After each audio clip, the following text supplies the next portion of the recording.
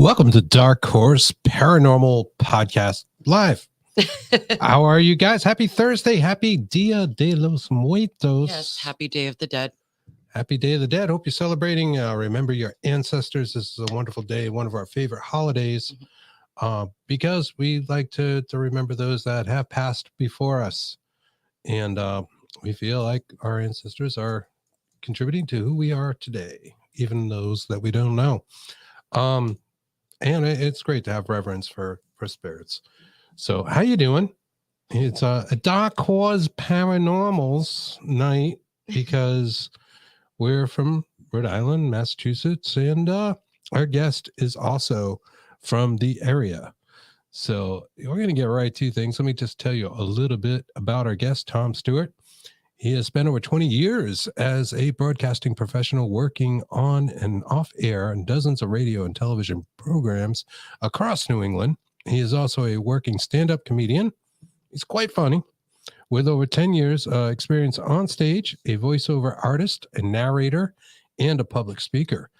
But he has had a life full of paranormal experiences, starting as a child, hanging out in abandoned cemeteries and buildings, working with a Ouija board, having ghostly encounters, which led to him being an adult, being an investigator, working in the paranormal field.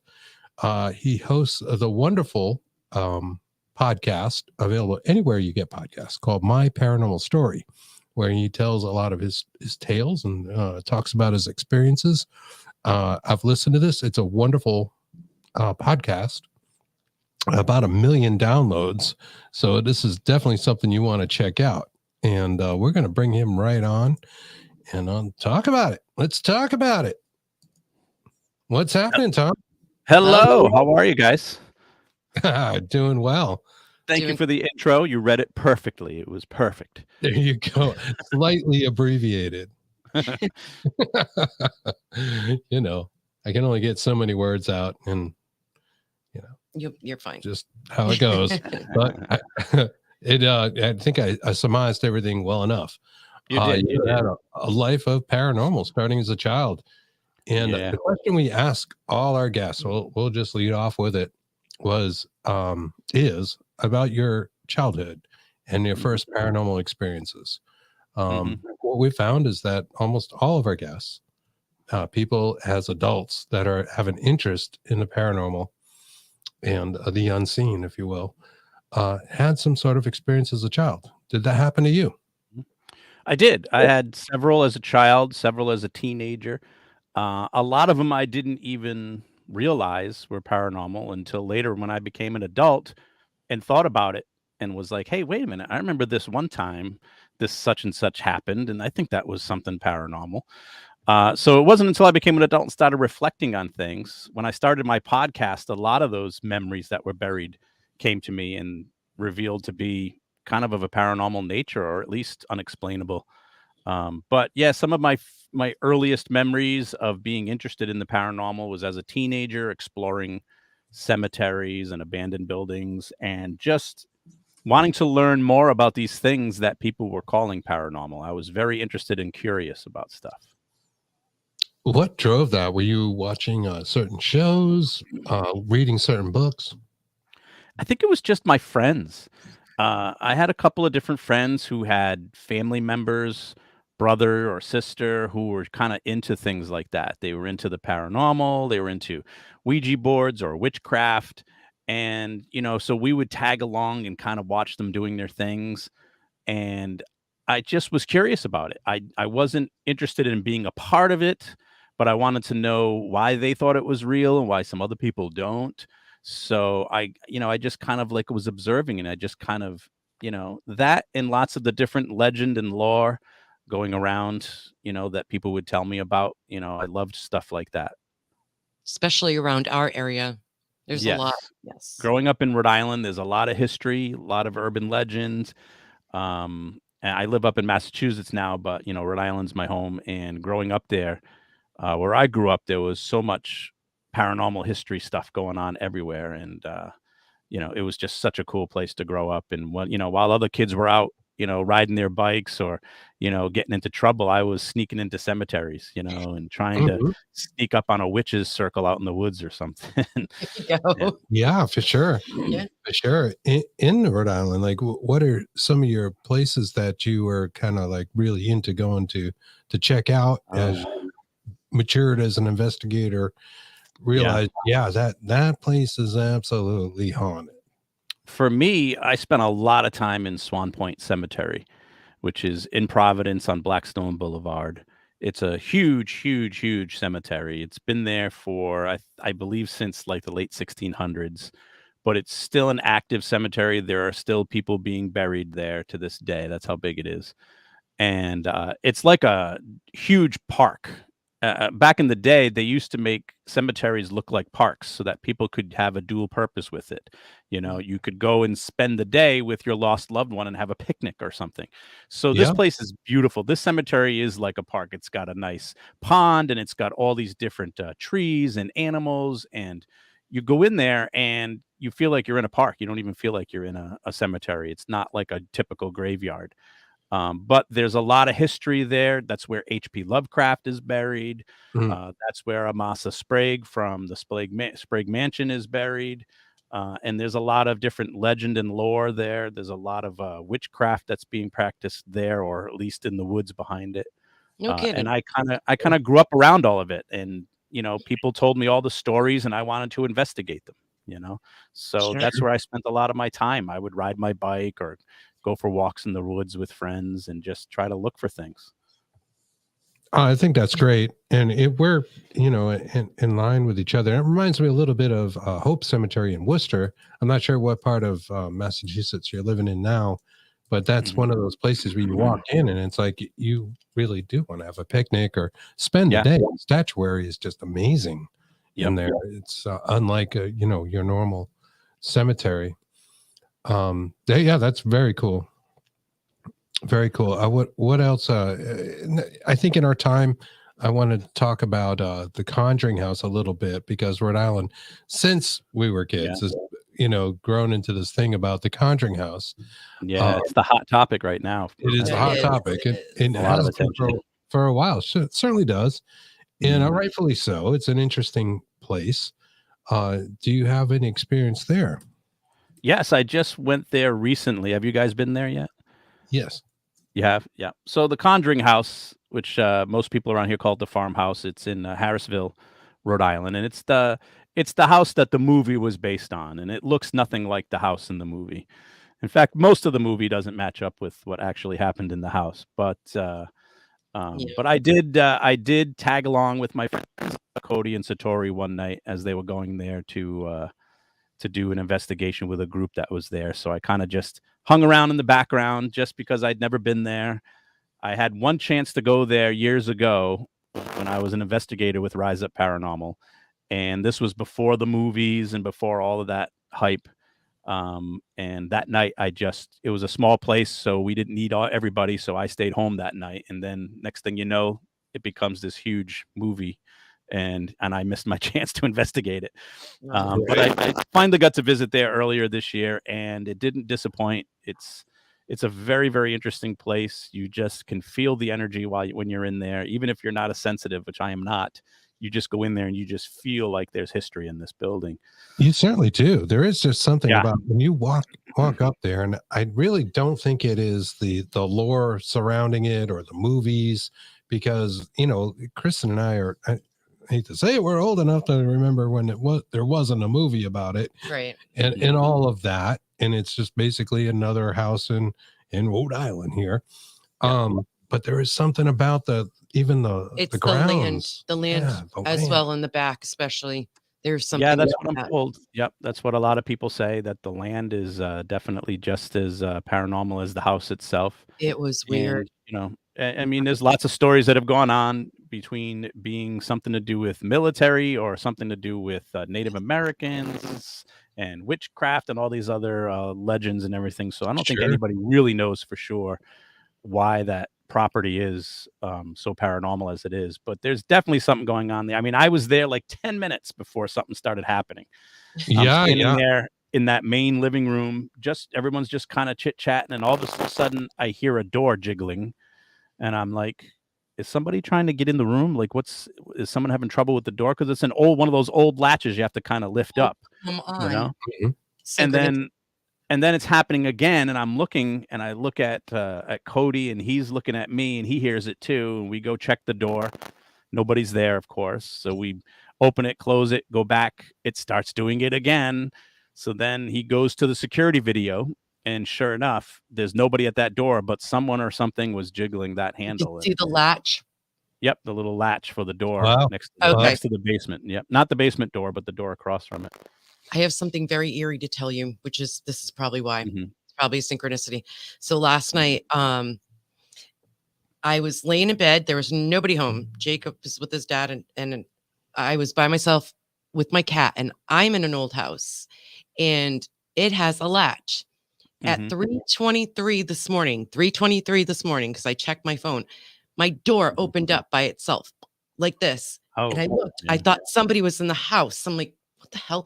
And then as I sat up and looked, I saw my latch on like the inside go 1, 2, 3, 1, 2, 3. My. It was hitting it. It was weird as hell. Wow. I'm like, I could not figure this out. I bet you this is what it was. Yeah, we're pretty Synchronicity. haunted Yeah, ourselves, maybe. and we've found that the more we got involved in this, the more haunted we became. But it's not necessarily a bad thing. But things definitely do happen, and location isn't everything, right? There is something to the people involved. But I will say that the house on is it farm on Hilltop Round Road, Top Road. Round Top Road. Yeah. Yep. I always get that wrong. The house on It's got a strange energy to it. And in fact, a friend of Yeah. mine had emailed me this week, and she's not like a paranormal investigator, went to the house for some kind of tour. Andrea was there, and I think for Halloween or something, bought the well water, and took it home, right? Because sometimes they sell the well water, or some of Oh, the really? I didn't know that. sponsors will do that, Just and yeah. has had like a calamity of things occur And- since they took home the water. Yeah, And- I don't think I would be doing that. That's what I said. Well, Yeah, sure. I think you can So- keep the water where it is. Do you think Thank it's you. a good idea to dump the water, get rid of the water? Like it's a big series I of don't things. know. There's like Yeah. a page long of like electronic malfunctions and car trouble and just all kinds of things Yeah. happening since they took home the water. Oh my. What would you Yeah. tell them? Bring the water back is what I Thank would you. tell them. Make sure they Put it both back where you go found it. That's return the water know. to the well, because you Yeah. do see the well in the basement. It Yeah. is open. Yes, thank you. That's what I Yep. would do. Oh, that- Bring that- somebody in to do a sage or something in your house. I don't know. Exactly what Chris said. Yeah. Cleanse house. I suggested cleansing and just Yep. putting the water outside, see if things clear up. And I don't know. I would feel a little funny, like I need to bring back this water. But I guess there was a story where somebody felt rather cursed that had bought the water. They stole it. Supposedly, I don't know how you steal it, but they must have brought a jar or something, took some water home, and then all these bad things happened. And then they returned the water because Mhm. the life went south. Yeah. Definitely don't steal anything from a haunted place. You're just Graveyard. asking for trouble then. You know? Exactly. Graveyard dirt. You have to ask for it. I mean, it's just a lot of stuff. Don't take Yeah. anything, rocks, anything. No. Nope. No. There's stuff attached. We believe in animism as well, too. That's right. Yeah. Things can come with you. hold a consciousness that you typically wouldn't think so. I think haunted objects are definitely a real thing. We buy into that panpsychism. It's possible. Mhm. We're all made of the same stuff at the end of the day. Yep. Exactly. Carbon-based life forms and all. Yeah. That's super interesting. So what else did you like in here in Rhode Island? I know you have a lot of good stories for us in that. In Rhode Island? Yeah. I mean, we got to investigate a lot of great places when I was with RISEUP Paranormal. I mean, we went to all the big ones. We went to Sprague Mansion. We went to Belcourt Castle. We got to spend a whole summer investigating at Belcourt Castle, which was just an amazing case study. We did a few days in a row at Fort Adams, and so many residential cases. And and I mean, when I was an adult, I ended up living in a haunted house in Providence, that was what really got me to the next level of paranormal. Like, all right, I need to learn more about this. I want to study it. And then I eventually became a paranormal investigator myself because of living in a haunted house. Shit got real. Yeah, it did. It did. I mean, I got basically attacked by a ghost, and that was when I was like, all right, I need to learn what to do. And for me, a lot of people want to know why or who. I've always wanted to know how. How are they doing it? That's always been my approach as an investigator. How do they make things move? How do they, talk to us through EVPs? That's always been my approach, which is a little different from most paranormal investigators. Most people want to know why or what, but I'm just all about the how. How are they doing this? And Yes. Oh, we so understand. between my experiences and my self-education on it all, I started seeing the TV show Ghost Hunters pop up on TV, and I was like, well, these guys are like me. They've had experiences and they've got some education and they're helping people. Maybe I should be out there helping people. And that's what drove me to look for a team to join, back in like 2006 or 7. Wow. And yeah, that's where it all started for me. And I've had many experiences since then. That's fantastic. And for people who don't know that are from outside of our area, RISEUP Paranormal, Ken DaCosta, and TAPS, the Atlantic Mhm. Paranormal Society, are kind of like the big, foundational teams of our area, if you will. Mhm. Yeah, all good people, all made up of good people. Wonderful people. Absolutely. Yes. Still friends with all of them, and Lots of history there. Obviously the Ghost Hunter show came from that. And Ken is, just a wonderful guy, super knowledgeable. I always describe him as a guy that you would say, hey, Ken, how's the weather? And then he learned something about the paranormal in his answer. Yes, pretty much. Yeah. Ken was very much my mentor. I looked up to him, still do, and learned a lot from him. We tackled a lot of cases together, got into a lot of historic places that, we probably had no business being in together. Yeah, we had some fun and still do, still do every once in a while. I'll have a case here or there and that'll pop up in my world and I'll be like, Ken, get a few people together. Let's go check this place out. And, he's always game.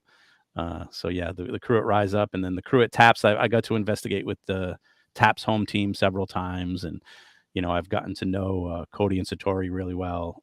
So such a They're great group of folks. people. They're great, yeah. On here, and I've seen what they're doing, although I haven't seen it in person with the tapping and that this kind of like spiritualistic Yeah. movement Knocking. type thing with like almost like the Fox sisters with the knocking and the things, and people have told us about it and just like, I watched Ken. how is this happening? Yeah. It's very, very cool. I watched. Yeah, I mean, they're interesting. They're special, very special. You have to watch them on Rise Up. Ken has them. They're out on an investigation and they do a few investigations like that. And Yep. it's really wild. It's like, Yep. and then I feel so bad because she's sensitive as well. So she starts crying like every time, she finds the name and Yep. you guys have to Yep. go Yep. see it. We really can't. They see it. count I've and witnessed them do it, 8, 9, 10 times now, and it's amazing every time. Blows me away. And as someone who's always a skeptic first before a believer, it's like I can't explain it. I can't explain what they do, but they just recently were on a show on YouTube. That's like the biggest thing on YouTube right now is them two with those two young private investigators. They were at the Conjuring House, and yeah, I mean everybody's going to know who they are pretty soon. If I they think don't so. already. I think so. Yeah. Absolutely. I love it. And I love that it kind of harkens back to another time, kind of where this all began in a way, with the knocking and that sort of thing, although they have their own twist and she counts to the letters and all that stuff. And It's the really answers are wild. very clear. And from what Yeah. people have told me, they can't identify a source of the knocking. It could be to their left, it could be the right, it could be underneath the floor. It just seems to come from. It comes from. It seems like it's coming from all around the room. You think it's one everywhere. direction, but it's another. I'll tell you one experience I had with them, and this was at the Conjuring House. We were upstairs in one of the bedrooms, and you've been there, so the two upstairs bedrooms have like a small hallway / closet in between them. Yeah. Okay, Yeah, so that's- everybody was in one bedroom, Mhm. and Cody and Satori were doing their thing, and I was standing in the doorway because I was like, this isn't my investigation. I'm kind of tagging along. I'm just going to sit to the back, So I stood in the doorway, just kind of leaning up against it. And as they started doing their thing, asking for the knocking, they said, "Oh, if you're with us, come in the room." And I could hear the knocking in the other room. And the knocking went from that room through the hallway and right under my feet of the doorway that I was standing in to go into the room to where Cody and Satori were. You felt the And vibration of I it? literally felt it and could hear it go right past me, Mhm. and I was like, that's unbelievable. Like, I don't know That what's going is on here. spirit communications right there. Yes. Yeah. So, And it's just one of the many interesting things I've seen over the years. And it just keeps getting better, it seems. Yeah. A very interesting thing happened when we were there, and we were in the far bedroom, not Andrea's bedroom, but the one on the other side. And it was noisy at the time with the folks who were with were just kind of taking a break. But I heard something that sounded like books falling off a shelf, like right behind me. I just put it in, and I caught it on the recorder, and nobody else heard it. I'm like, did you hear that? Did you hear that thing? I heard it because I was sitting across from him, but not as loud as he heard it. And it is on the recorder. It is on the recorder. So, but there's nothing there. Point I was going with there is that we watched, one of these YouTube documentaries about the house, and the same freaking thing happened later, and you can hear it, and they're like, "Hey, what was that sound?" But they were all listening at the time, and it sounded like identical to what we recorded. But you didn't actually see anything that fell? Nothing fell there off the to fall. bureau. Oh. Nothing. Yeah, was the bureau there. was off It to the was Some side. sort of a residual sound, maybe, that's just emanating there. Against that far wall. Yeah. And I don't know. I don't know what it was, but it's just weird. And to see it pick it up. and somebody else got the same sound, like they almost have this routine. I don't know. Maybe other people that have been there, if you've been there in the audience, let us know if you heard anything like that. It was very strange, just like a bunch of books falling off a shelf kind of thing, but there was no shelf and no books there to do that, or other objects. It's a peculiar probably place. a residual, but it is a very peculiar place. Yeah, I felt like a shadow person was in there in the hallway when you go up the stairs in between the two bedrooms. Mm-hmm. And I don't like that feeling. So that was like one of the things I felt when I was there. There was also something when we first went in. When we first went in, we went in the kitchen, and somebody was tapping my sneaker, like they were standing on my sneaker. Like this. And I was like, oh, and when I looked down in my mind's eye, I got a picture of a little girl staring up at me, smiling with long dark hair and like a whitish dress on. It was really bizarre. It was really cool. Oh, wow. Yeah, it's such an amazing place. I mean, it really is. So tell us about this haunted house you lived in for a while. Like, what was going on? You felt attacked?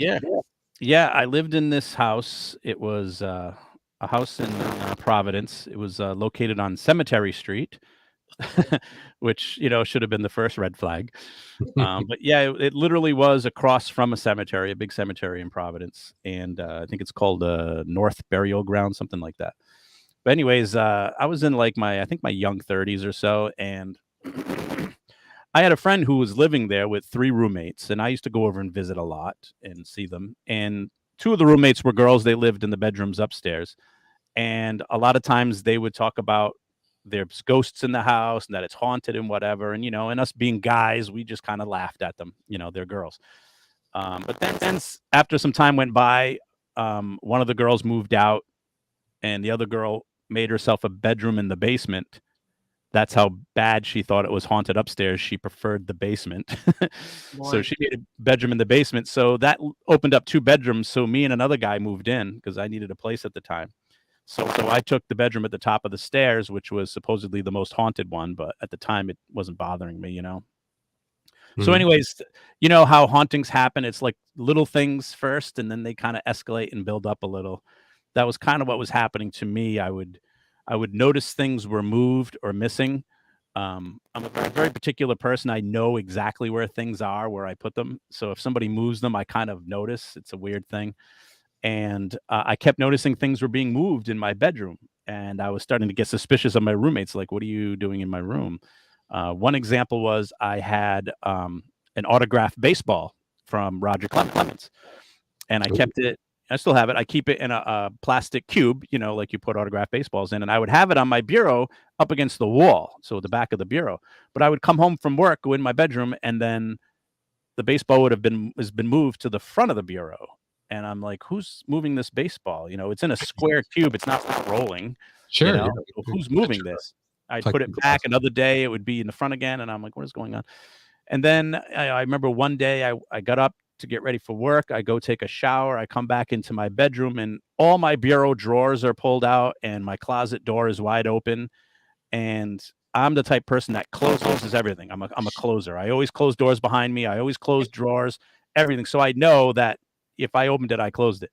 And so all these things are open. I'm like, who's going in my bedroom? You know, but all my roommates are like, I'm not going in there. There was one morning where all four of us, none of our alarm clocks worked. And we were all late for work. Now, me and one of the other roommates had battery backup on our clocks, and it still didn't work. And I also used my cell phone at the time as a backup because I didn't want to be late for work. And none of them worked on one morning, which is a strange coincidence. Mm-hmm. So things were building. I'll cut to the chase. But my girlfriend at the time, she would sleep over. She'd wake up in the middle of the night thinking there's somebody standing in the corner of the room. And I kept having very, very vivid, bad, nightmarish dreams of me dying or people I care about dying. Just scary, scary stuff. I would wake up crying sometimes. Yeah, like literally crying in my sleep. Disturbing. So the two main things that were really spooky were one night I was sitting in my bedroom by myself. I don't even think anybody was home. And it was really late. I was sitting at my computer desk and just playing like a video game or something. And I had this mirror that's next to me. It's like it's a mirror on two legs. It's kind of like an oval and it's on two legs. I think they call it a shovel mirror or a shovel mirror. And, you know, you can adjust it and everything. Mm-hmm. And as I'm sitting there, the mirror just slowly turns like this so that it's horizontal right out of the corner of my eye. And I'm just thinking to myself, you know, if this is a horror movie, as soon as I put that thing back up, there's going to be something behind me. The jump scare is just waiting. I'm sitting there thinking, should I move it? Should I not? Should I just leave? I'm like, something weird's going on. So I slowly put it back into position and it was tight. The nuts weren't loose or anything. So I knew it wasn't something that happened on its own. And when I put it back up, luckily nothing was in the mirror, but it was a very strange happenstance. Right. But then not too long after that, I go to bed one night, I'm sleeping, and in the middle of the night, I feel something get on my bed. Now, it wasn't unusual for my roommate's cat to come on the bed and sleep with me because the cat belonged to the roommate. She had moved into the basement, but this originally had been her bedroom. So the cat still had a habit of going into the bedroom upstairs instead of the basement. So I felt it was the cat just jumping on the bed. It'd done it before. But all of a sudden, whatever it was, I felt it sit on top of me, right on my chest. And when I opened my eyes, I saw an old guy, like an old black hat. He had old wrinkly skin, and he was swinging at me like he was trying to slap me or punch me. And so obviously I panicked. I jumped up out of the bed, turned on the lights, and there was nobody there. No cat, no old guy, no nothing. That's a little like an old hag story, but With a little bit. with the guy with the hat. I told my roommate who was living in the basement about it, and she's like, oh yeah. She goes, that guy used to wake me up all the time. She goes, I would open my eyes and his face would be right in front of mine. She's like, right there. Hey, my God. And then I had this other roommate, you know, a guy's guy. He thinks it's all, you know, baloney. He doesn't believe in any of it. And I tell him what happened to me. And he just got this like blank white face out of nowhere. And he's like, you know what? That happened to me once. And I'm like, really? He's like, yeah. He goes, a while back, that once was my bedroom. He goes, and I swear to you, he goes, I woke up one night because I thought I saw an old guy on top of me trying to hit me. He goes, I thought I was just drunk and imagining it. He goes, but you just described exactly what I saw. And he's not the type of person that would talk about ghosts or things like that. He wasn't really a believer, but he was then after I told him my story. Wow. So here's the kicker. I come home from work one day after all these episodes have happened. You know, I'm convinced now the house is haunted. I'm reading every book about paranormal I can find. I'm watching every TV show and movie I can find. I want to know everything about it. I come home from work one day and my roommate, he's sitting in the living room and there's another guy in the living room with him. I don't know who this guy is. But he introduces me. He's like, "Oh, Tom, this is so and so, so and so. This is Tom. He used to live in the house once. He used to be a roommate with me." And I was like, "Oh, nice to meet you." He shakes hands with me and he pulls me close and he goes, "Have you seen the old guy yet?" Like, I don't even know this guy. And all of a sudden he's asking me about the old guy too. So it was very Wow. interesting house. Very And it's good confirmation as well. yeah, there was a lot of There's a confirmation lot of between past confirmation. roommates and the current ones and my experiences. So yeah, I mean, I eventually ended up moving out of there, not because of the ghosts, but just because, I ended up finding That's another as good place a reason somewhere as else. any, really. Yeah, I'd be out Yeah. of there. And Yeah. I tried after I became an investigator, I was like, well, I want to know more about this house I used to live in. And I couldn't really find a lot. The best I could find was somebody told me a story about how all that land over there at one time used to belong to one man. It used to be a lot of like field in open area, and he owned it all, but the city wanted to buy it so they could build up that area of the city. And he didn't want to sell it, and the city or the state ended up taking it by eminent domain. They just took it from him. And Mhm. supposedly he's bouncing around from house to house in that area trying to get everybody to leave. That's the story I'm told. Wow. Providence will Um, do that. I've heard yeah. a few stories of Oh, eminent yeah. domain over the years. Yep.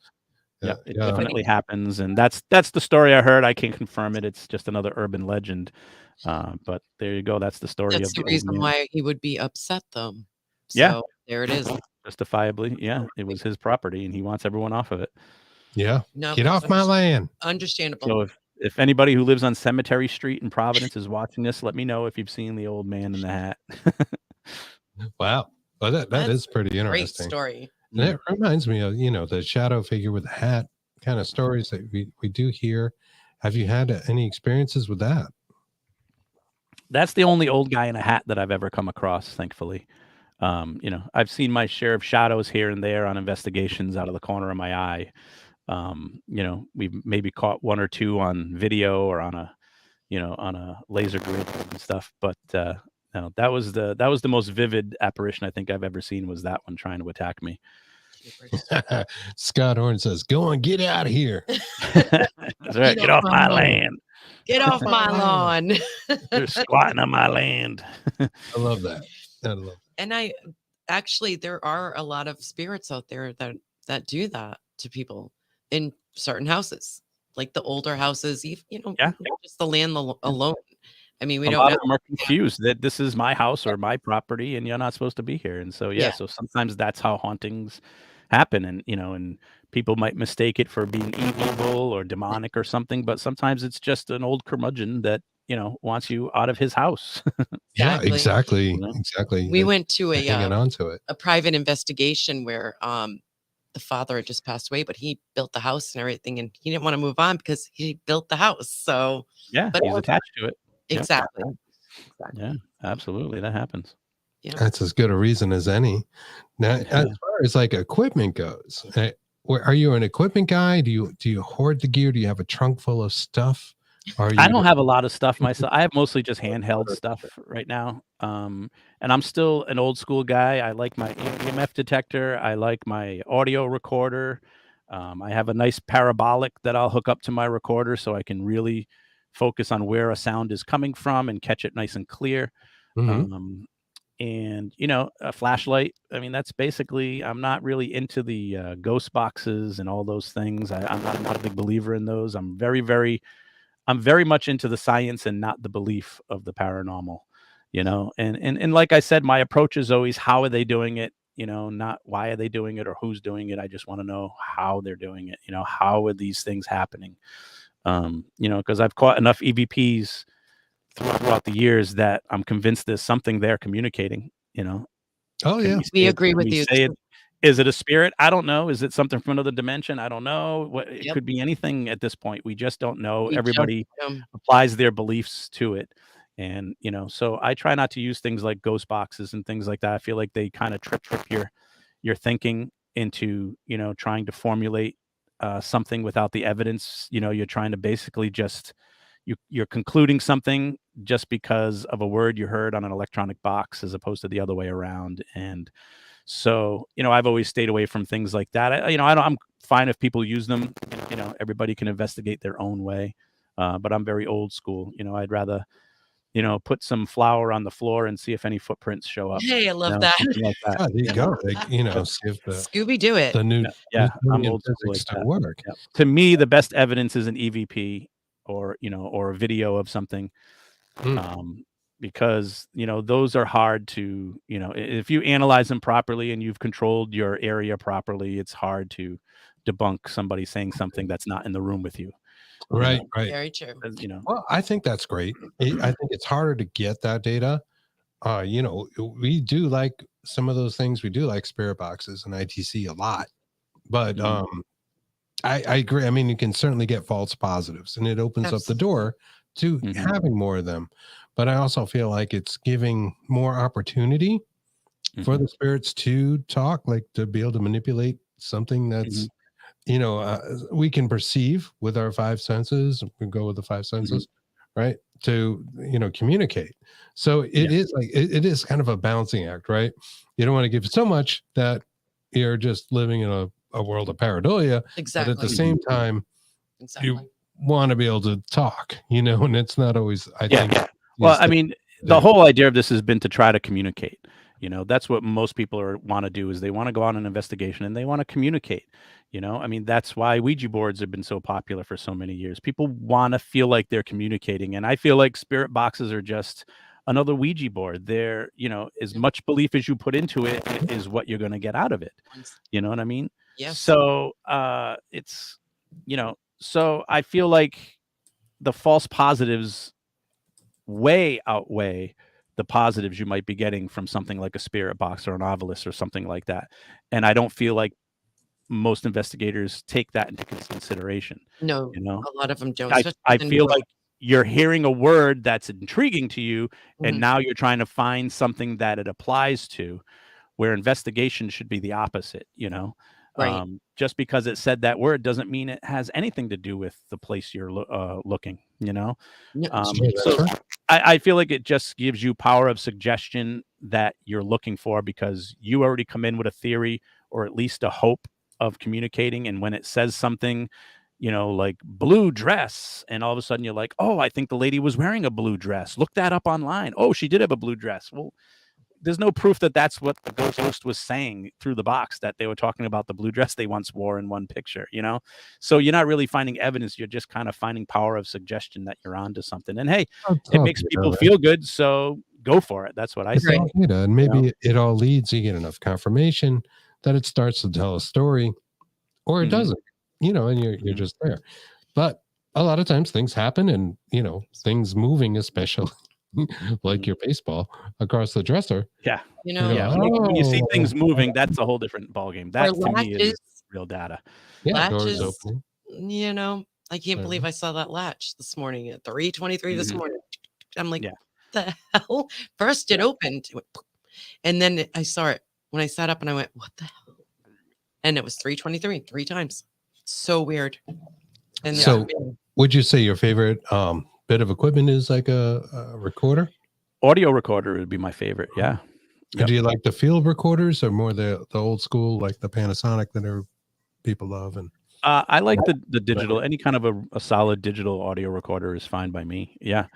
I like one that I can just hook right up to my computer and just dump the audio right into a program where I can analyze it, and I can, play with it a little and see what I'm missing and not hearing, and check the sound waves and all that kind of stuff. Do you use Audacity? What program do you use? I have used Audacity in the past, but I actually have Adobe Audition. We heard that one's good too. Yeah, I use that for my podcast. So I have, and I used to work in radio, so I'm used to all these different radio programs and stuff that are used for sound and editing and things like that. So Adobe's wonderful, but the subscription thing kind of gets me. Like, the subscription's a little pricey. Yeah, Audacity is nice because it's free, and it's got enough bells and whistles on it to suffice. Yes. But like I said, since I've already got Audition for the podcast, I just use that one all the time. So you've been doing your podcast now for 5 years, which is 5 years. Yeah, I couldn't believe it, but yeah, it was just 5 years this October. Jeepers! Happy anniversary!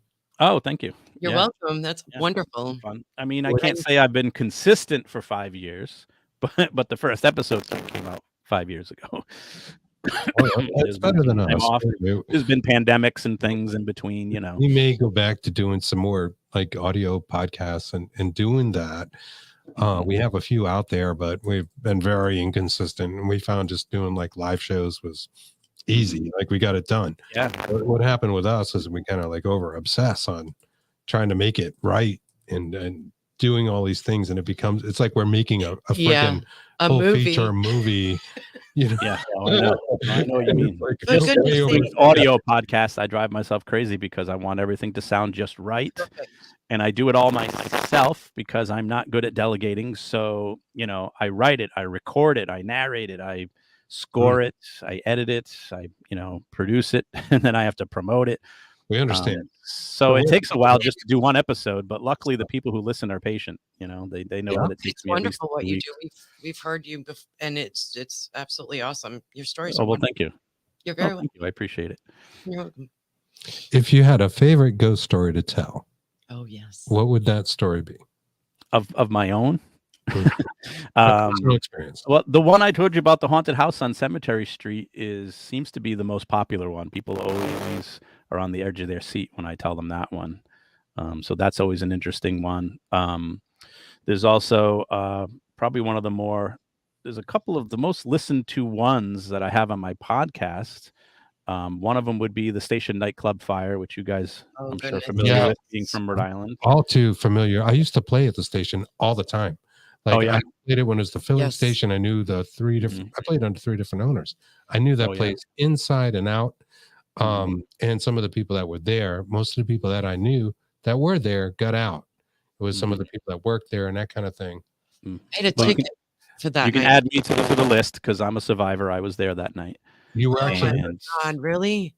Yep. Wow. And the story I tell, I was there with 4 other friends, and we were at the back bar as the show started. And, you know, I worked in clubs and radio stations and stuff. So Dr. Metal was there and I knew him. So Mike. I had literally just bought him a beer and we were talking. And then all of a sudden he was like, "Oh, I gotta go introduce the band." And so he ran off, introduced the band. The band came on stage. The pyrotechnics went off and then the fire started. And I stood there for just a moment, looking at the stage, seeing the fire kind of go up to the roof. And I just kind of thought to myself, well, you know, somebody's got to put this out, you know, just thinking that, you know, 3 people from different directions with fire extinguishers were going to come and put that out. You know, it was just another accident at a rock club. And then next thing I know, everybody's in a panic and it's just a mob of people running in every direction. And I'm like, whoa. I'm like, I need to get out of here before I get trampled or pinned up against a wall or something. I was more worried about the crowd than I was the fire. Yeah. So I started making my way to the front door like most people did, because, you know, when you go into a building, the door you go in is usually the door you first think of to go out of. With 2 sets of doors there too. Being my first time there, it was the only door I knew. So I started going towards the front door, and then somebody said, "No, Tom, this way." And I turned around and realized there was a side door right next to me. Next to the stage. Where there wasn't as many. No, this is the other side of the club. Okay, like through the kitchen? Yep. So if you took a left going into the club, there's a bar back there, and the stage is to the right. So we went out towards the left, and so I ended up making it out through that side door, and I just assumed it was one of my friends who had said, "Tom, this way," but one of them was still in the club, so it wasn't him, and the other one who had gotten out before me with his girlfriend, he didn't say it. So I don't know who said, "No, Tom, this way." Oh, wow. So most people attribute that to some sort of guardian angel or something like that. But another couple steps in the wrong direction, I would have been trampled at that front door like so many people were. So I can't even imagine the people trying to get out through those front doors. And just for our audience, you know, throughout the country, you may have heard that story. I know it was a national story. I believe it was exactly 100 people that passed. Exactly, 100 people passed away from the fire. It's a nightclub here in Rhode Island in Warwick, or West Warwick. Was it West Warwick? West Warwick, yep. West Warwick. And it burned down at a Great White concert. The insulation that they had sprayed, the last set of owners that had sprayed up on the ceiling, was highly flammable. It wasn't even spray foam. It was just like the panels you put like in a studio. It was just oil-based panels, kind of like the ones that I have right here, except mine aren't flammable. But they bought the cheapest ones and put them up there as soundproofing because the neighbors were complaining about the noise coming from the rock club. So they were trying to soundproof it, but they bought the cheapest stuff out there, and it was oil-based. And once those large sparklers went off at the start of the show, it was enough to ignite those on fire. And it was an old wooden building. It used to be a restaurant. It was the wood was probably all coated with grease still from the old restaurant. And it went up in minutes, minutes. Awful. Yeah. I remember watching that on TV. Obviously, I wasn't there that night, but oh my God, I couldn't believe it because I really had spent a lot of time in that club. I had a ticket. Sorry, I didn't mean to interrupt you, but I had a ticket to go that. Found that amazing. Yeah. I still have my ticket.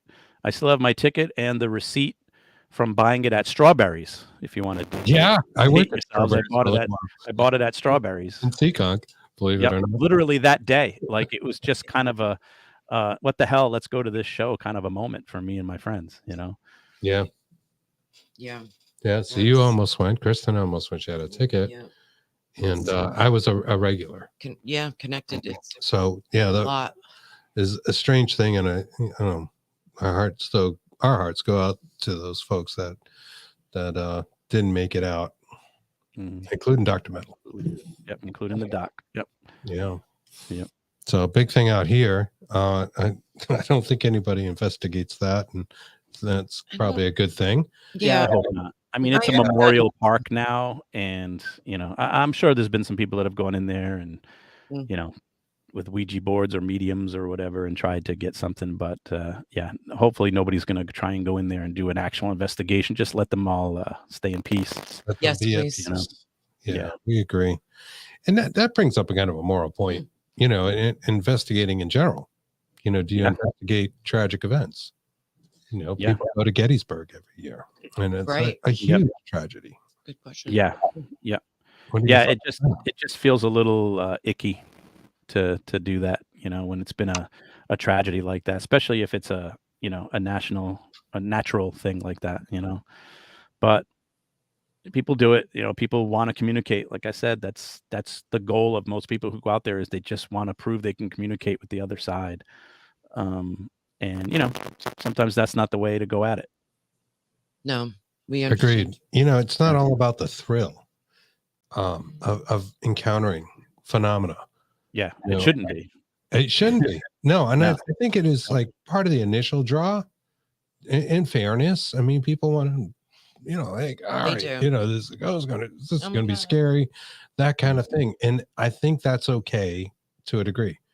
I think for ourselves, it's really the idea of proving an afterlife, science, that there is something beyond this realm that I think we're after, to know that the spirits are there and they are willing to communicate. Yep. Yeah. And, and it leads to things like trespassing and going into dangerous situations and stuff. And it's just not worth it because it's really not that much of a thrill. Even if something paranormal does happen, it's not, I always tell people paranormal investigation is boring. It's so boring. Like you spend hours and hours at a location, setting up equipment and walking around, talking to the dark, and, most likely nothing's going to happen, and even if you review all your audio and review all your video, you still might not see anything cool. Occasionally, once in a great while, you might. But for the most part, you don't catch anything. Nothing crazy happens. It's not like TV in the movies. Obviously they dress it up because they want ratings. Entertainment. That's what it is. Entertainment. For sure. Yeah. That data review is like the longest part of it. If you get, dozen cameras through a house recording for 8 hours. No, thank you. Yeah. That's a lot to watch back. It's a lot. People don't understand that part. The part where you spend an hour setting everything up, and then at 2 a.m, you got to break it all down. Yeah. And you're tired. You just want to go home, but there's another camera up on the 3rd floor. I got to go up there. 50-foot cord to wrap up. And, right. Recorder and something else in another room. You got to do that. And, this goes in that box. That goes in this box. Yeah, that too. If I recall, you had a story the last time I talked to you about stairs and a cord. Actually, I think it was like an extension cord or Yeah. or something like Yeah, I that. had It an, was had an interesting. extension cord get tugged once. Ooh. It was tugging back or This was, something. this is on one of my podcast stories, but we were investigating a house, also in Providence. This house was a triple decker house, but the people who lived there only lived on the first floor. They would store things on the second floor, and they avoided the third floor because it was very, very haunted, according to them. And apparently, this house back in like the 70s, it used to be used as a hostel. So the third floor had like maybe like 5 or 6 rooms that were just kind of small rooms that could be used like bedrooms, Mhm. and then it had like a little communal kitchen and bathroom. And so I guess they would just rent out those rooms to people who were, just people who just traveled around, hippies and, Yeah. and gypsies and whatever, Sure. And so I guess a lot of strange things that happened up there. And when we investigated, we had a lot of things that happened. We had some interesting communication using EMF detectors, K2 meters. We, at one point in one room, we set up 2 K2 meters about 12 inches apart. And we basically asked the spirit to answer yes or no questions by lighting up the left one for yes and the right one for no. And as you know, K2 meters, if something electronic is happening next to them, they're both going to go off, not one or the other. Right. So it would take something to manipulate one of them for the other one not to also light up. Right. Right. And it was happening. It was lighting up and giving us yes and no answers. And that was pretty wild. That's And cool. that was the place where at the end of the night, we're wrapping everything up. And, we had a very long extension cord that, because there was no power on the third floor. So we had an extension cord going all the way up the stairs to the top for one of our IR cameras. And I'm at the bottom just wrapping up the cord. And all of a sudden it kind of tugged. And I was like, oh, it must be stuck. So I gave it a little yank. And then the thing yanked so hard back that it almost knocked me over and just like came unraveling. Wow. I Like love somebody was at the top, like pulling it like a tug of rope. And I just stood there like, woo. And I made, I don't think I say this on the podcast, but I made someone go up with me. But I was like, you know what? If something's pulling on a cord, I don't want to go up there alone. They Everyone's on have the that first much floor, and energy. Yeah, let's I'm go. on the third floor hanging from an extension cord. So I was Oh, like, hey, come up with me. You got some Um, ghost muscles going on. Yeah. Yeah, I mean, a I lot don't get freaked out too much, but that one kind of freaked Hit me out the a little bit. cord. But that was definitely Hit the cord. a weird house, man. That third floor was weird. That was another one of those situations where you walk up there and you're like, whoa, it feels heavy up here. Like something's up. Like you can totally just feel the atmosphere is different up there, Mhm. And it was pretty wild. I think we investigated twice there, and both times just weirded out, man. Weirded out stuff. I think it's interesting because you have this very scientific point of view on things, and you want to see it like within the Newtonian physics, right? Like the things actually move and get recorded. Yet you do have a sense of like the energy of a place. Like you're Yeah, I think everybody does, though. I think everybody can walk into a room and feel like, oh, you ever walk into a room and two people have just been arguing, and then you Mhm. walk into the room and you can kind of just feel the tension in the air. I think everybody can kind of feel it, Mhm. So I don't think it's a sensitive thing. Like I don't consider myself a sensitive or a medium or anything close to any of that. But I do notice the atmosphere around me and things, if you're in a happy place or an unhappy place. And I've investigated places where I've walked into a room and it felt great, and then walked into the room another time and it didn't. And I just kind of go with that feeling, like, all right, my gut feeling is this room doesn't want us in there right now. Let's not go in, and just leave it alone, respect it. Exactly. Respect is a Um, big word. Yeah. And yeah, it should be throughout yeah. the community. I think Oh, that absolutely. it's You got super to have a lot of interesting that respect. you have those Yes. feelings, right? Mhm. And Yeah. going in with the scientific basis, you still judge those feelings. The gut feeling. And I think everybody does, like you pointed out. Yeah. We all do. Yeah. And some people develop it more, just have a natural gift Well, for I it. think human beings have senses just like an animal does. Like an animal can predict, a predator is about to come or an earthquake is about to happen. There are animals that can, sniff out cancer in people and stuff. I feel like human beings still have some of those senses in them too. It's just that we're not honed into them as much, Some people, um, yeah. and some people are really, really honed in on it, and can, Yeah. you can really sense things. But I just feel like you can walk into a room and just kind of get a feeling of, oof, something's up in here. Like this doesn't feel Yeah. right, I think a lot of people turn that stuff off Yeah. and lean on the scientific method because they're actually Mhm. scared of what they're feeling. Oh, sure. Yeah. or I mean, sensing or knowing, the like natural the the person you natural love. reaction Oh, the sure. natural human reaction to something we don't understand is to fear it, you know? It's And the flight or that's fight. always been that way. Yeah, it's Yeah, always been that way, is to fear what you don't know. it's primal. And, yeah, yeah, exactly. I mean, it goes back to fearing the moon or fearing the sun or Right. fearing the rain and Mhm. whatever, and then coming up with some unscientific reason for why it's happening. You're right. So, but I don't know, maybe it was because when I was young, I was being exposed to these fears, but not as something to be afraid of, but as something to investigate. When I seen friends using Ouija boards and it was freaking me out, I was like, oh, I want to learn more about that. Or when I find out about witchcraft and spells and things like that happening in the cemetery, I was like, oh, I want to watch it so that I can learn about it. I don't want to fear it. I want to understand it. And I think Right. that's Right. what What's led to going on me with that? having that Right. kind of an approach to things even now as an adult. Yeah, we love that. In fact, because we feel it is absolutely power in it, and it works. For the benefit of all, Mhm. right? Yeah, Yeah, absolutely. Yeah. and it's Yeah. a good thing. Well, I But mean, I really hope that we get some answers scientifically as to what's happening in the paranormal realm around us someday, Absolutely. hopefully in my time. In our But, time, yes. I feel like more people need to approach it in more of a scientific way for that to happen. If too many people are just going in and looking for thrill, it's not going to happen that way.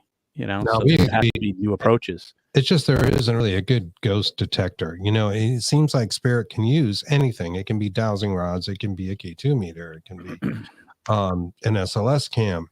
All those things can and do work in the right situations, but A recorder. it's not really made for that. Like the science hasn't really caught up to see what that is, whatever it is that veil is between us and them.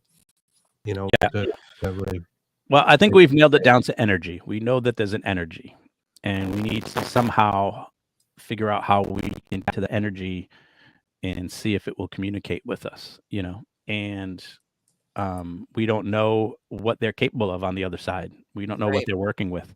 And we don't know what they understand. A ghost from, someone who lived 100 years ago. I don't understand how they're going to know what a ghost box is or what, certain devices are. So I don't understand how they would automatically know how to use them if it's something they've never even experienced before. Exactly. I see people do the flashlight trick, and some of these things can be explained away scientifically, but people want to buy into it and say, "Oh, the flashlight turned on every time we asked a question." It's like, well, yeah, it's going to turn on even if you don't ask a question. So right? it's just little things like that that I feel muddy up the water.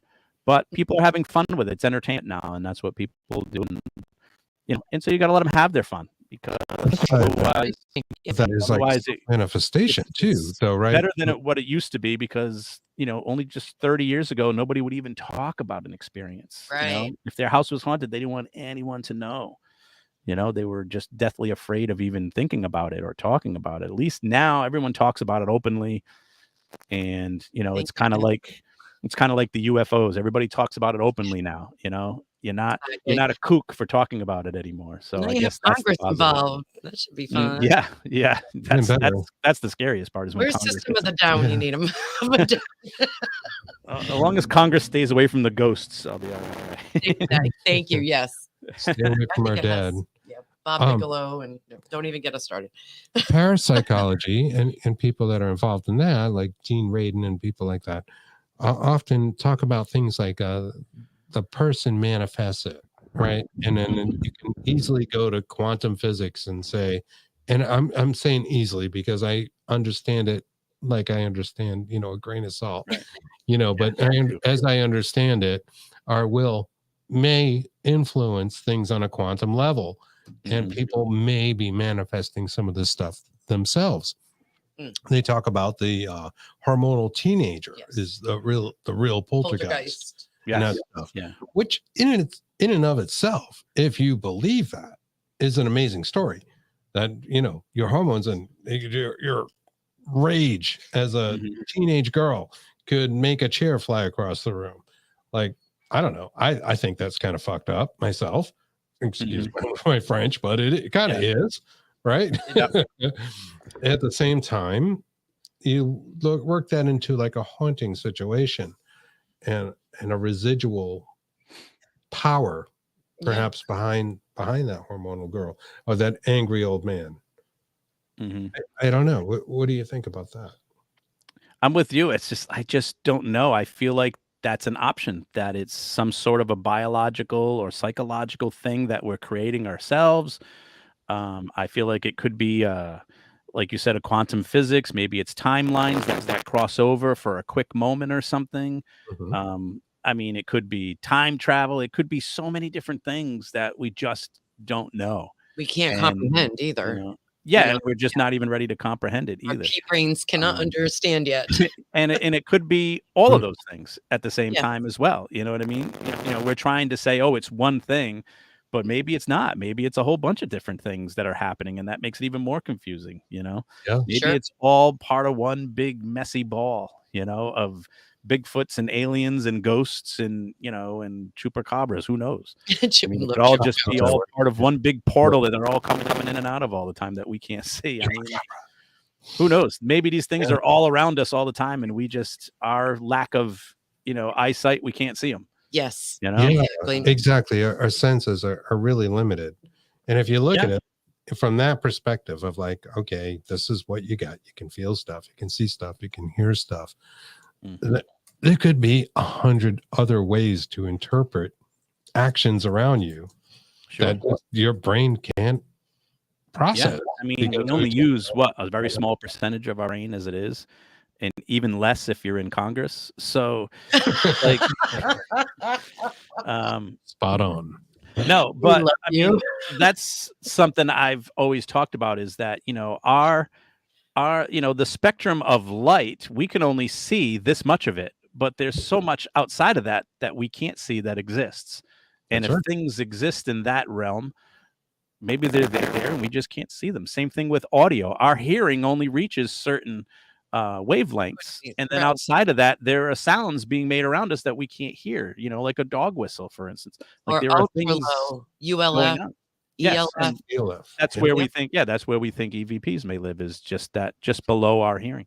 Right. So, you know, who knows, and what other senses that we could have that we don't even realize, or how that stuff even affects us. I know we were analyzing some audio data we had recently, and within Audacity, we were looking at I think they call it the spectrum EQ or something. It kind of gives you a visual of a wide band, spectral graph. Yeah, something like that. I forget. I don't have it open in front of me, but we saw a lot of low stuff, you know. And I mean, I'm using microphones that maybe pick up some of it. They're not really rated for it, but there was an awful lot of stuff that was below the human ear range, right? That was just like a drone that was sitting there through the recording. And it makes you wonder, like, what is really going on around us? Yeah, what is it? We kind of don't know. I mean, it could just be something from the electronics itself. It could be a mill. It could be something. All kinds. You know, if we put together something electronic and it's making noise, but we can't hear it, well, we're just going to keep making them because we don't know that they make that noise. That's right. Exactly. So, you know, we don't know. But, you know, there are times where, you know, I've had somebody say, "Oh, my dog is always staring at the wall. It's always staring at the wall next to the TV, and I don't know what it's looking at." And then come to find out, oh, your VCR is making a humming sound that we can barely hear, but it's killing the dog's ears, and that's why he keeps staring at it, or you know, something like that. So we just don't know. All around us, we just don't know. We really need to focus on trying to find devices that will listen and look into those realms that we can't. I am right with you. We are right with anyways. Yes. You know? So, I mean, so we got the IR lights and we've got the UV lights and things like that. So that's a direction to go in. We've got our bat recorder doing the, you know, listening for echolocation and that kind of thing. It's really interesting. What might be just outside the scope of our human physical selves. Bob Burnell has a good question. What's Bob's question? I'm getting to it. Oh, question. Here it is. I'm sorry, Bob. There was a few comments up there. Thank you for putting question. Do you think spirits use residual energy to feed from? I think they're getting their energy from somewhere, right? Because in order to move things, in order to manifest, in order to make a sound, Pull on things. they need energy. So they've got to be getting it from somewhere. So is it residual energy? Is it electromagnetic energy that's in the room already? Is it, artificial energy that we're putting in the room? Maybe it's all of those. I don't know. The land It's a itself good question. You know. is I Yeah, like I this mean, in the there's context there's of there's the natural context. elements that can produce energy. You know what I mean? Different Mhm. types of minerals and stones and things yes. like that. So I mean, maybe they just try to get it wherever they can, and maybe there's not enough of it, and that's why they can only manifest for a second or two, Mm. you know? I like that in the context of like a Conjuring house or a Lizzie Borden house or whatever it is. Places that have tours where lots of people are going through. Like that's a thing we Mhm. talk about, right? Baggage and stuff I that was going to people ask might that. leave behind, and um Attachments. attachments and things that are maybe are attached to people that Just do Mhm. they like what's going on here and maybe Yep, stick around and therefore leading to more energetic presence. yep. So you Well, I could do think I play. do think people leave energy behind, and maybe that can be harnessed if there's enough people going through places, you know? One of the experiments I used to always do is with coins, because I feel like coins go through so many different hands, so much energy is being transferred through coins. And being metal that they are a conductor. So I used to always try to use coins in experiments. I'd put a coin on the floor on a piece of paper, draw a circle around it, and ask a spirit to move the coin if they can, because you figure it probably doesn't take a lot of energy to move a coin. A coin's a very familiar item, no matter, who the spirit might be, so they shouldn't be afraid of it. And, every once in a while, it seems like, oh, that quarter was moved a little bit. It's on the line now, but, was that natural or did something right. move it? It's never been moved across the room just to help me out. It's always just the tiniest bit, you know. It's true Um, though. You have to think about that like everything's shifting underneath us that we can't feel. yeah. Being up here, Mhm. I can see like California, whatever, but being up here, earthquakes don't happen much. So maybe it's just something like the shift, and we just can't, Mhm. could be Well, that. I mean, we have movement up here too. We don't feel it because it's not as, we're not on a huge fault line like say out in Right. California. But the ground is always moving under us. I mean, it's always moving. I mean, a truck can drive by a block away and it might shake something in your house just the tiniest bit, Sure. you know. Mhm. The wind can blow up against the side of your house, one big gust, and that's going to make things shift a little. So it is a lot of natural reasons why things can definitely shift no matter where you are on the planet. Um, but talking about energy, there was I always try to look for a place that has energy where it was emotional energy. Mhm. And I've always felt that a hospital would be an ideal place to look for paranormal activity. Now, there's been plenty of abandoned hospitals that people have been to, asylums and such, sanitariums and stuff. Oh, for sure. But an active hospital, I think, would be amazing. And I've actually consulted with several people who've worked in hospitals, nurses, a doctor, even a security guard, who I have over the years. I've done a lot of consulting, just people who just wanted to tell their story and come back if they have more to talk about and just feel more comfortable. They didn't want an investigation; they just wanted someone to talk to. So I do that a lot. And these people who work in hospitals are all seeing some amazingly paranormal stuff that they can't talk about openly, not even with their coworkers, because They'll think they're it's, nuts. well, yeah, they'll think, you're not qualified to be in this job because you need to have a completely focused and Mhm. straight mind and take care of these people. But so many of them are saying that, as people are dying, doors are opening, cabinets are opening, drawers are opening, things are moving in the room, and they all just kind of ignore it and not even address it to each other, No, you know? because like you said, we have to have a Yeah. great, focused mind. And yeah, Yeah.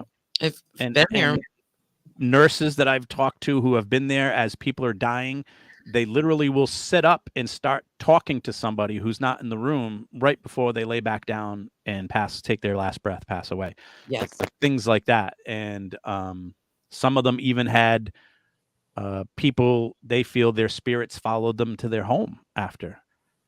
Probably because they were the last ones to look after them, the last ones to show them any kind of kindness, and maybe been even the last person in the room that they saw before they passed away, and end up following them home because they still want that feeling, they want that kindness, they're lost and they want to still be with a familiar face. So I feel like emotional energy is really important. um, there was a hospital in New Mexico. This is an interesting story if you got a couple minutes. We do. This happened some years ago when I was, actively doing paranormal investigation a lot. I went on to reddit.com, and I think they still have a section called Ask Me Anything, AMA. And back in the day, it was basically if you had some sort of a job or some sort of position, you go on there and just say, hey, I'm a lawyer, ask me anything, or I'm a doctor, ask me anything. And all these people would just ask general questions about what it is you do. And so I went on there and said, I'm a real life paranormal investigator, ask me anything.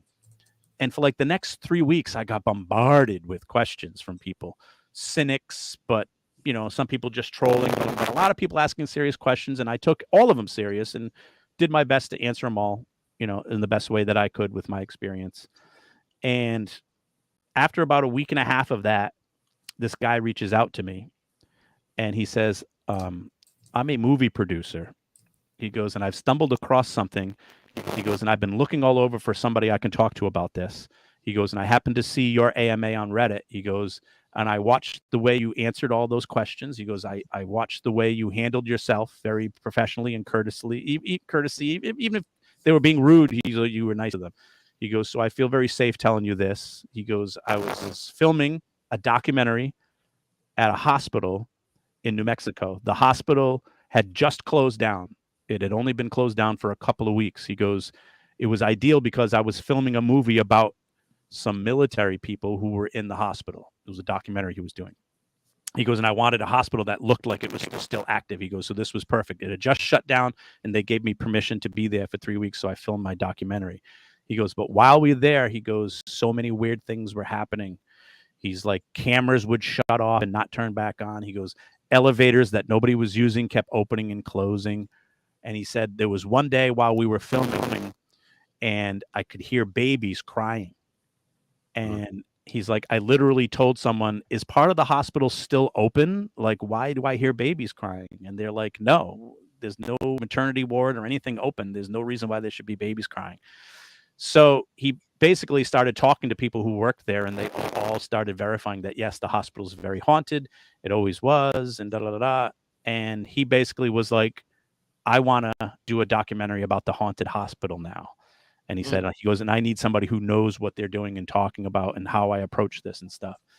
And it ended up becoming a project that didn't get off the ground, unfortunately, as he tried to shop the idea around. In Hollywood, of course, they all wanted to have all the say and bring in stupid celebrities and whatever. And they just didn't, he wanted to do like a scientific documentary. And I basically told him, this place is the holy grail for paranormal investigation because it's a hospital that was literally just actively open and closed down recently. It hasn't been abandoned for 10 years. It's not decrepit. It's so whatever spirits are still lingering in there, and probably many, they're probably wondering where everybody went. They're probably looking for attention. You'd probably walk in there and it would just be a paranormal Disneyland, Still lost. I was like, this would be an amazing investigation, and we couldn't put it together, unfortunately. And it's one of my biggest regrets because I feel like that would have been the best place to find data that would push the paranormal field to the next step, to the next level, because it would have just been like a contained place where we know paranormal things are happening, and we could bring in real smart people to really look into it. It's been torn down since then, unfortunately, but I just feel like emotional energy, the people who are dealing with sick people, family members who are, watching family members be sick and die and things like that. I think that is where the most energy is. Emotion with that. Kristen, you worked in nursing homes. I did. I worked in one nursing home for 6 years. You know how that goes?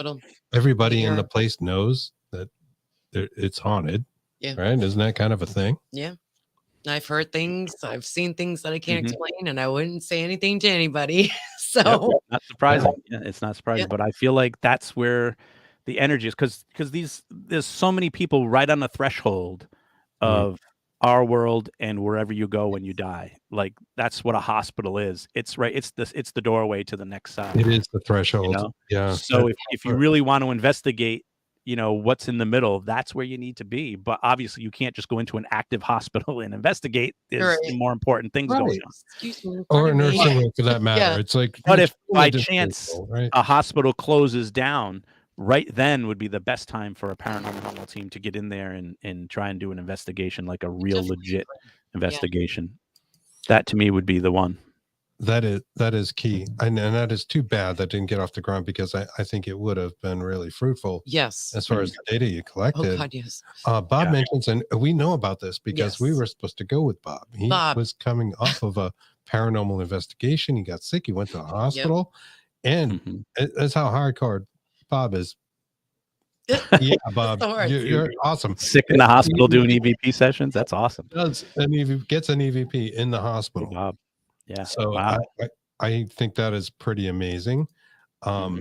Myself, I remember being in a ER, being put on a stretcher, put off to the side because it was very busy that night. You're in a hallway, right? I was in a hallway, and somebody just came right up, right in my ear. I even had that feeling of somebody, like, when somebody's real close to your face. He said, "Hey, Chris," like right there, just to like kind of let me know they were there. There was nobody around in one ear, and just agree with you, man. Where's your recorder, right? Like Bob. Yeah, I didn't have my recorder going, but I I think they are a place for definitely collecting data for sure. Most Lots of folks out there. Hey guys. Hi, PM. Yeah, I'm seeing in the chat now everybody's telling their hospital stories. It's to me, it's the place. That's the number one place. We agree with you. Absolutely, 100%. I'm just going through the chats now. Sorry, just bringing up a few comments. I just thought I'd say hi to everyone. Yep, there you go. My Paranormal Story. That is the podcast. 5 years running, lots of episodes out there, lots of great stories, real stories, true stuff. What's happened to you, what you've experienced, what your take is, a very rational take on things. Some of them are personal stories. Some of them are investigations that I've been on.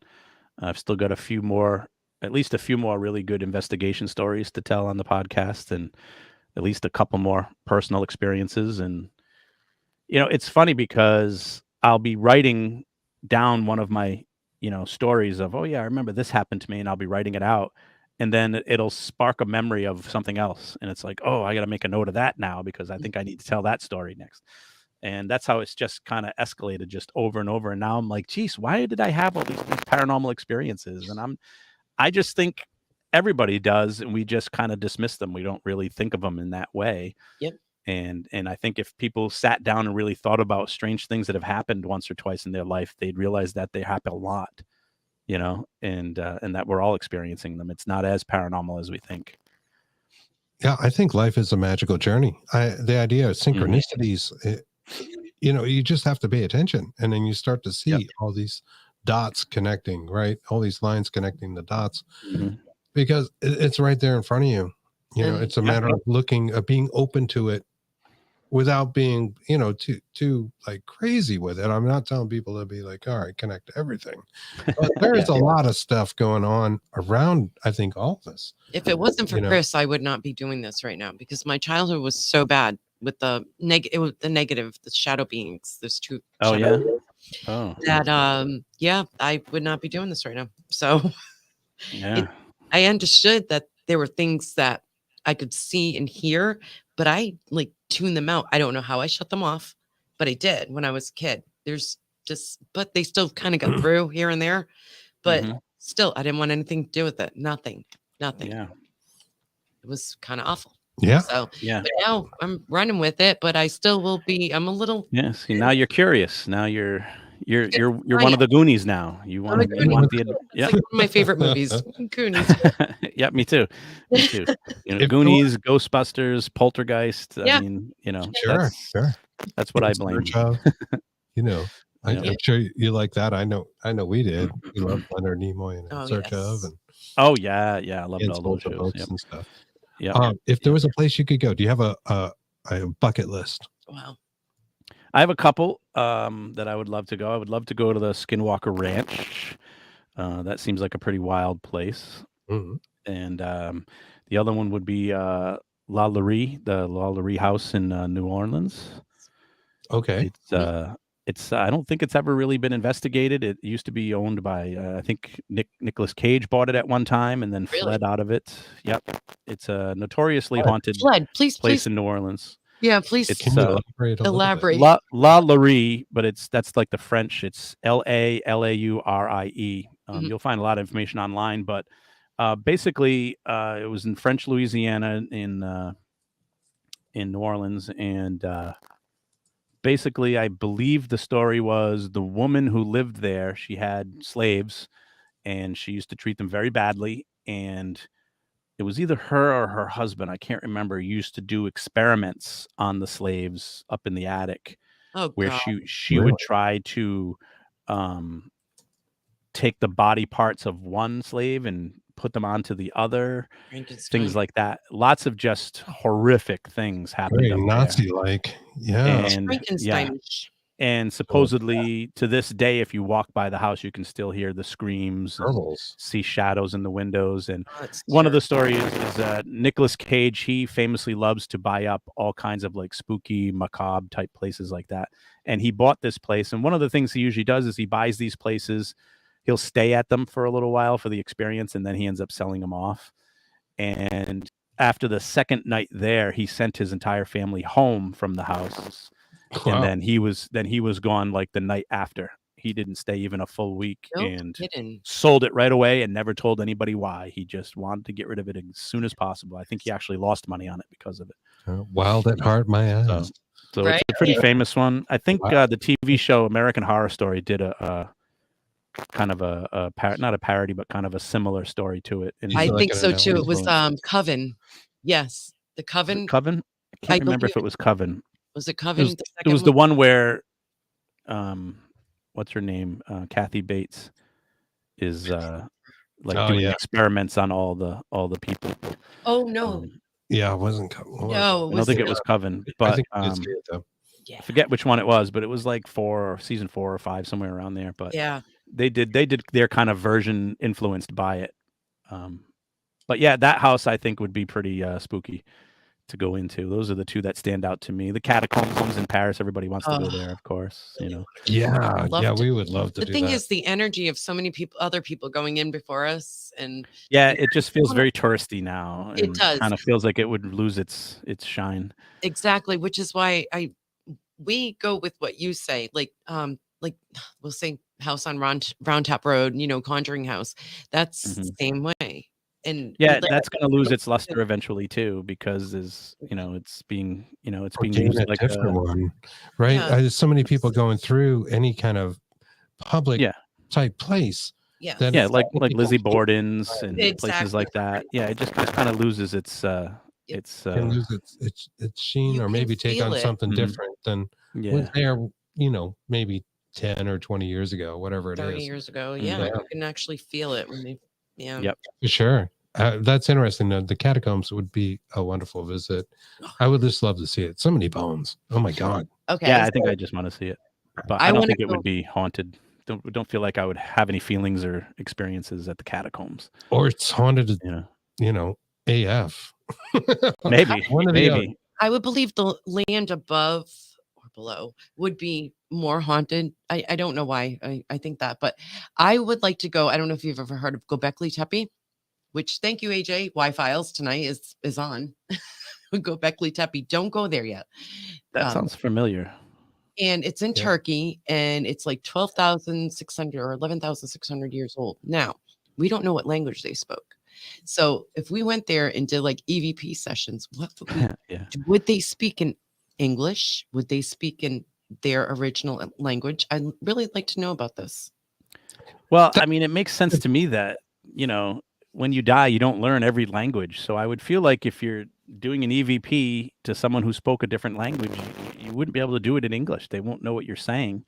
And their response, I would assume, would be, their language. So Get out. The would be flip their side of response. Yeah. that coin is that they're communicating with an emotional expression, and that emotional expression may be interpreted by your ears as English Exactly. or something else.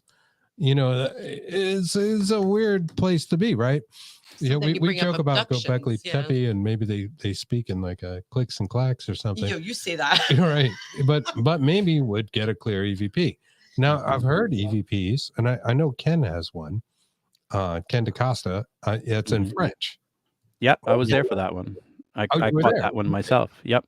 Oh, I remember that night, and it was in French. Yep, it was because we caught it on 2 different recorders. We caught it on my recorder in the parabolic, and someone else caught it on their recorder. I think Joe Chin was with us, and I think he actually recorded it.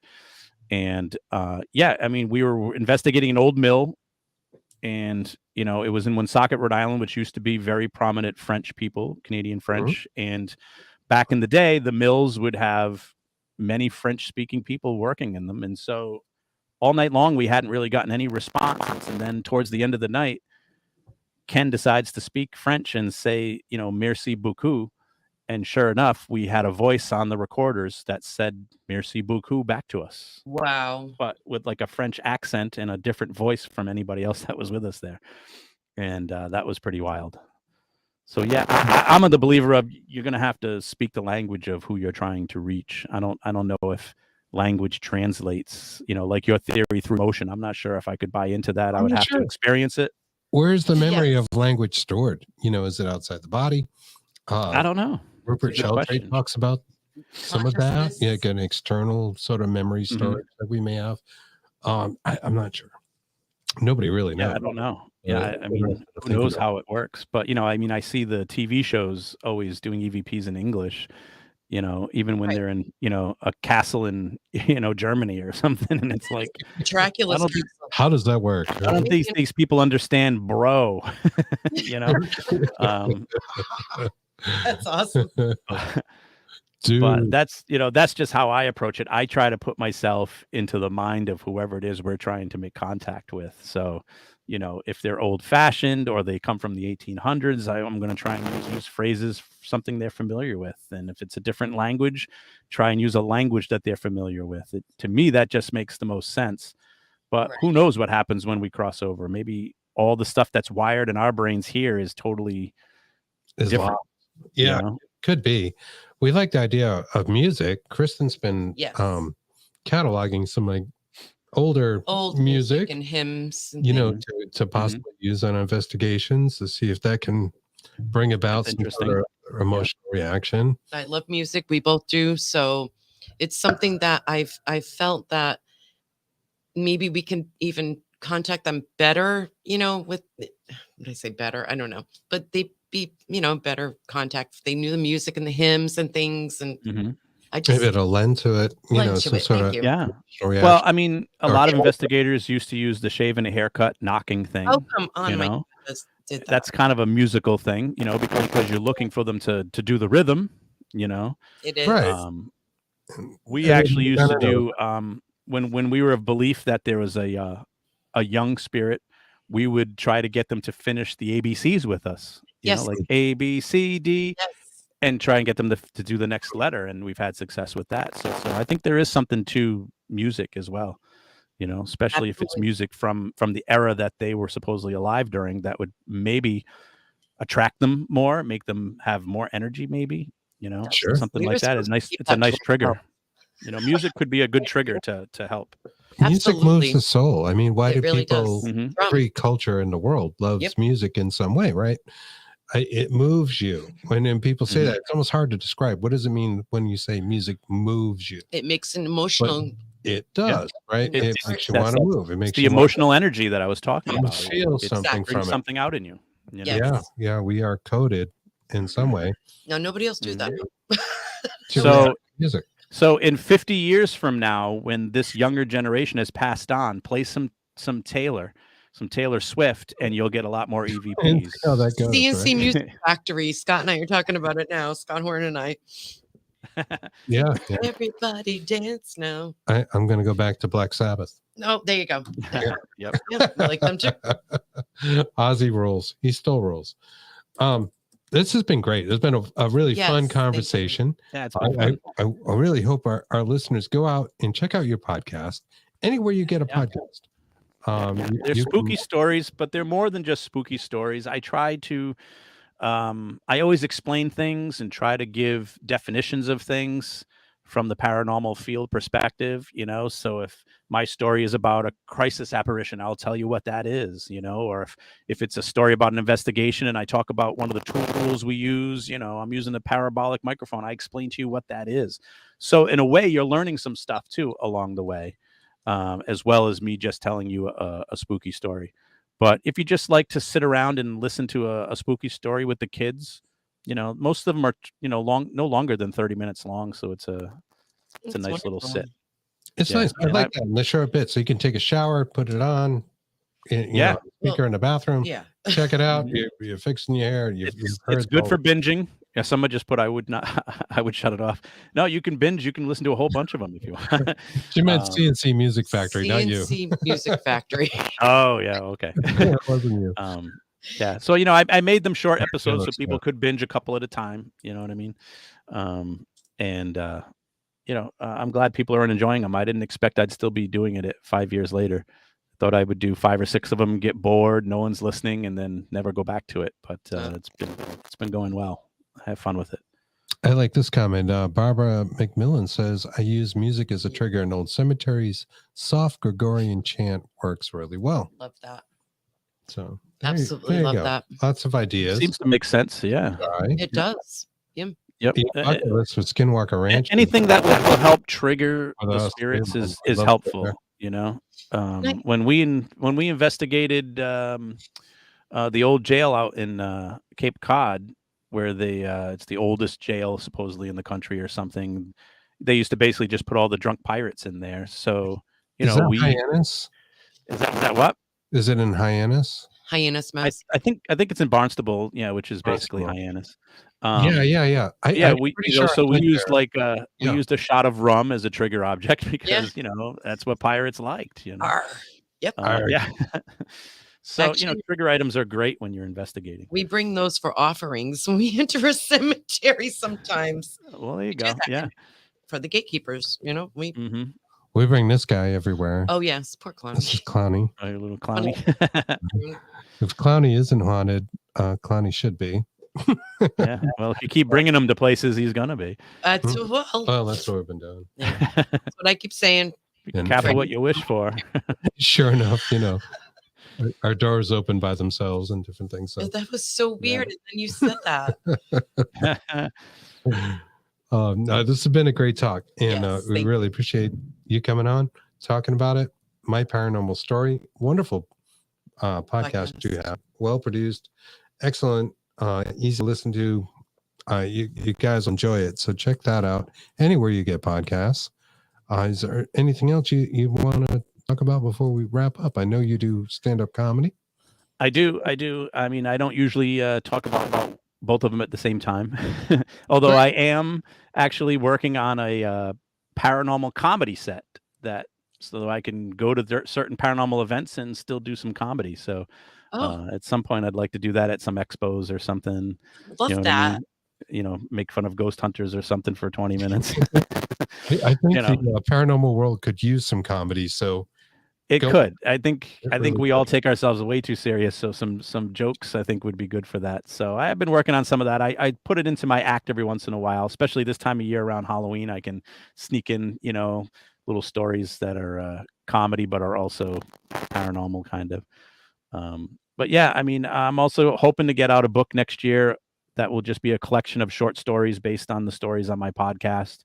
Oh. Something that I can dive deeper into as in book form, and and throw in some pictures and diagrams and things like that too to really make it more interesting. So I'm hopefully going to work on that for next year. That sounds wonderful. We're going to get them. awesome. We'll We're get them on it. from you so you can sign them to us. Absolutely. Yes. Yeah. Anybody who's had me on their podcast, free autographed copies. Oh, that's great. Thank you. You guys have been a lot of fun. I've been doing a lot of podcasts. This has been a fun one. Oh, thank you Great. so much. Thank you so much. Stick around. We're just going to wrap up, and we'll be All right. I'll be here. Well, Our- thank you guys. Yeah, thank you. Our audience is just absolutely awesome. Gonna say hey to the horns. Hey, horns. Horns up. Horns up. I want to thank all of you guys because you're all awesome. Anne Marie, Carol Garcia, Jamie Lynn Keller, Bob Burnell. We have to go investigating soon, my friend. Pam Harris, all of you, the horns, of course. You're awesome. We will see you next Thursday. We have a wonderful lineup coming up, so definitely stay tuned. And we're still figuring out what we're gonna do Saturdays, but we'll get back on that. Till then, This Saturday we're going out. So yeah, we are. We're actually going on an investigation in a It's mansion. been a little while.